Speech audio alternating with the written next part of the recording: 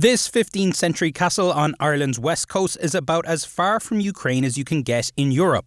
But for a group of Ukrainian families fleeing the war, it's now home. It's very amazing living in a castle. I'm never dream about what I can live in castle in future, but now I live with my two boys, with my family.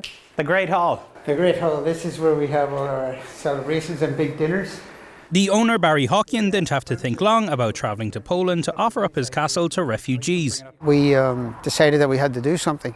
And we had no real plan, and we were very nervous, thinking, okay, how do we do this? And it's pretty simple. You get your credit card out, you book a flight, and you fly to Poland.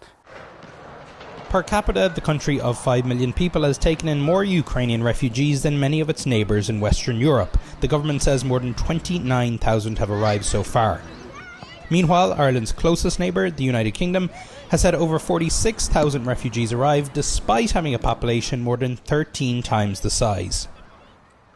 But not all refugees in Ireland have received the royal treatment. The government has warned that resources are stretched. Look, it's not all ideal. It's not all the kind of the gold standard accommodation that we'd like. But this is a crisis situation. Most people are in hotels. Some people are in more basic accommodation. And yes, it is getting more difficult, particularly as it's clear now that this war isn't going to end anytime soon.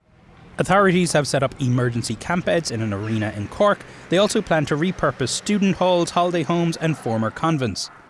Campaigners have praised Ireland's initial response, but say the government needs better long-term plans in place. That we've been able to accommodate people with such short notice is, if you'd asked me that before the war, I would have said it was impossible. Now we need to be thinking of what a long-term plan is for this. There's also this concern that, well, why aren't we able to do all the things that we've done for Ukrainian refugees and apply that to all people seeking asylum in Ireland?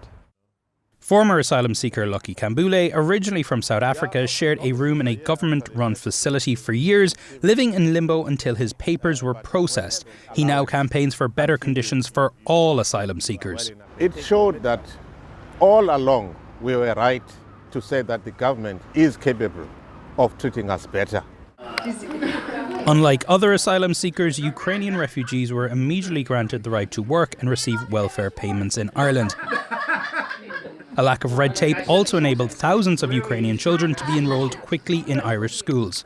They had everything sorted for these guys inside 2 hours. It was real, the way I'm described, Céad Míle Fáilte. It was quite incredible. It makes you really proud to be Irish. Donie O'Sullivan, CNN, Galway, Ireland.